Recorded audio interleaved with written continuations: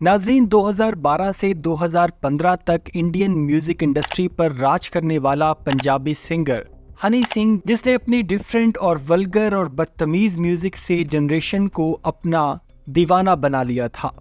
इस दौर में चाहे वो भारत के नौजवान हों या पाकिस्तान के, सबके सब हनी सिंह के फैन नजर आते थे और उसके गानों और स्टाइल को कॉपी करते दिखाई देते थे।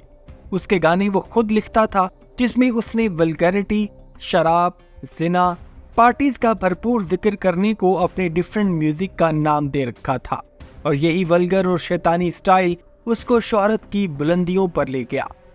हनी सिंह का असल नाम हृदेश सिंह है, जो मार्च 1983 में इंडियन पंजाब के शहर होशियारपुर में पैदा हुआ। हनी सिंह ने अपने म्यूजिक करियर का आगाज अंडरग्राउंड रैप से किया। हनी सिंह सुपरस्टार बन गया था और इसलिए उसको बॉलीवुड से भी गानों की ऑफर्स आना शुरू हो गई थी।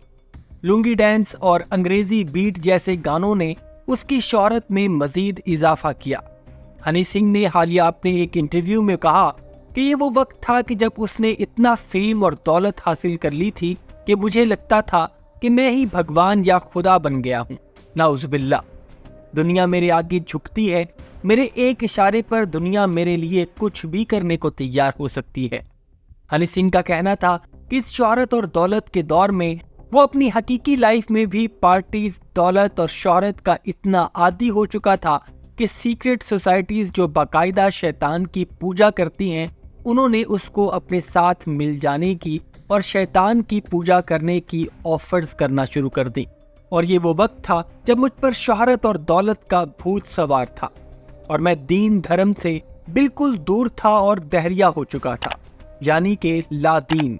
और हनी सिंह ने कहा कि शैतानी तंजीम से मुलाकात के बाद मैं पूरी तरह उनके साथ शामिल तो नहीं हुआ, लेकिन उनके कहने पर उसने अपना एक गाना सैटन रिकॉर्ड करवाया, जिसमें उसने खुद को एक शैतान के रूप में दिखाया। हनी सिंह ने बताया कि जिस दिन मैंने खुद को खुदा समझना शुरू कर दिया, उसी दिन अल्लाह ताला ने मेरा डाउनफॉल शुरू कर दिया था और मुझे आसमान से उठाकर जमीन पर पटक दिया और मेरी जिंदगी के 5 साल और पीक करियर सब तबाह हो गया। लेकिन इन 5 सालों ने मुझे लाइफ में सीरियस होने का मौका दिया और मैं मैच्योरिटी के उस लेवल पर पहुंच सका जिस पर मैं आज मौजूद हूं। मुझे एक ऐसी बीमारी हुई जिसके बाद मुझे डॉक्टर्स ने कहा कि वो अब पहले जैसा इंसान नहीं रह सकेगा, जिसको बाइपोलर डिसऑर्डर कहते हैं। ये एक ऐसी खतरनाक बीमारी है कि जिसमें इंसान को यूं लगता है कि जैसे उसके आसपास के लोग उसको नुकसान पहुंचा देंगे और इस खतरनाक बीमारी में मरीज खुद को भी मारने की कोशिश कर सकता है। हुआ कुछ यूं कि 2014 में हनी सिंह अमेरिका में एक लाइव कॉन्सर्ट कर रहा था कि उसको लाइव स्टेज पर ही इस बीमारी का पहला अटैक हुआ। जब उसको ऐसा लगने लगा कि उसके स्टेज के सामने हजारों शायकीन जो उसको देखने के लिए आए हुए थे, वो उसको नुकसान पहुंचाने या मारने के लिए स्टेज पर आ जाएंगे, हनी सिंह उसी वक्त लाइव परफॉर्मेंस को खत्म कर देता है और शो को बीच में छोड़कर इंडिया वापस चला जाता है और अपनी बीमारी की वजह से म्यूजिक और अपने करियर से ब्रेक ले लेता है। फिर कुछ सालों के इंतजार के बाद हनी सिंह का मर्ज ठीक हुआ और वो तंदुरुस्त हो गया और हनी सिंह ने 2023 में अपना कमबैक किया। अब हनी सिंह पहले से काफी मैच्योर शख्स था।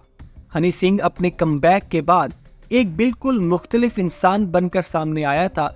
हनी सिंह को ये मालूम हो चुका था कि अगर दीन धर्म में बेशर्म और बुरे कामों से अगर रोका जाता है तो इसकी कोई वजह होती है और इसकी वजह यह है कि उसको पैदा करने वाला खुदा ये जानता है कि ये सब चीजें उसको गुमराही और शैतानी रास्ते की तरफ ले जा सकती हैं। एक वक्त था कि जब हनी सिंह दौलत और शोहरत में इस कदर डूबा हुआ था कि वो खुद को खुदा समझने लग गया था और खुद को एथियस्ट कहता था और आज वही हनी सिंह इतना बदल गया कि वो अपने सारे इंटरव्यूज में ये बरमला तौर पर इकरार करता है कि हाँ, मैं खुदा पर यकीन रखता हूँ। वो खुदा यकीनन मौजूद है जिसने मुझे इतना बड़ा जिंदगी में सबक देकर अपनी मौजूदगी का एहसास दिलाया है। उस खुदा की कोई मूर्ति नहीं है, वो एक है और ना नजर आने वाला है। उसका कोई कंपैरिजन नहीं है। उसी ने सारी कायनात को बनाया है और इसका एहसास मुझे 2018 के बाद होना शुरू हो गया था। समझ तो आज तक नहीं आ रही चीज़ों की, ना गुरु ग्रंथ साहिब समझ में आ रहे हैं, ना कोई और ग्रंथ समझ में आ रहा है, समझ तो आई नहीं। अजीब सी स्पिरिचुअल जर्नी है जो बड़ी अभी तो शुरू हुई है, अभी तो रियलाइजेशन हुई है 2018 में स्पिरिचुअल जर्नी की, क्योंकि पहले तो मुंह ही मोड़ के उड़े रहे ऊपर वाले से कि ये नहीं दिया। हनी सिंह का अपने एक हालिया इंटरव्यू में कहना था कि मशहूर होने से पहले मैं इस्लाम से बहुत मुतासिर था।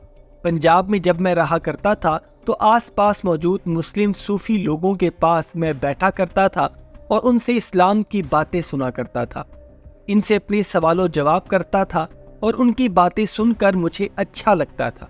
उनसे मैं अल्लाह के नबी हज़रत मोहम्मद सल्लल्लाहु अलैहि वसल्लम के बारे में पूछता था, हज़रत ईसा अलैहिस्सलाम के बारे में पूछता था, हज़रत मूसा अलैहिस्सलाम के बारे में भी पूछता था और मुझे तमाम नबियों की ज़िंदगी ने बहुत मुतासिर किया था। कुछ साईं जी, कुछ सूफिज़म, कुछ संतों से मुझे मूसा अलैहिस्सलाम, प्रॉफिट मोसेस सल्लल्लाहु अलैहि वसल्लम, प्रॉफिट मोहम्मद, इन सब के बारे में पता चला। ईसा अलैहिस्सलाम का रोल कुरान में क्या है, इस्लाम में क्या है, वो सब सुने। मैं सुनता गया और बड़ा अलग सा माहौल होता था जब उन साइयों के साथ बैठता था मैं, तो तब हनी सिंह था नहीं मैं। हनी सिंह का कहना है कि वो अब तक खुदा की तलाश कर रहा है, लेकिन उसको उस खुदा ने अपने होने का एहसास दिला दिया है।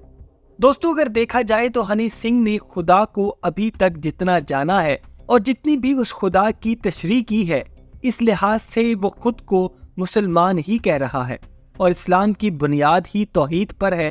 लेकिन ये नहीं कहा जा सकता कि हनी सिंह मुसलमान हो चुका है, लेकिन इतना ज़रूर है कि खुदा को पहचानने के लिए जिस रोशन रास्ते की तरफ वो चल रहा है, हम सब उसके लिए दुआ करते हैं कि उसको आगे चलकर ईमान और दीन इस्लाम की दौलत नसीब हो जाए। आमीन सुम आमीन।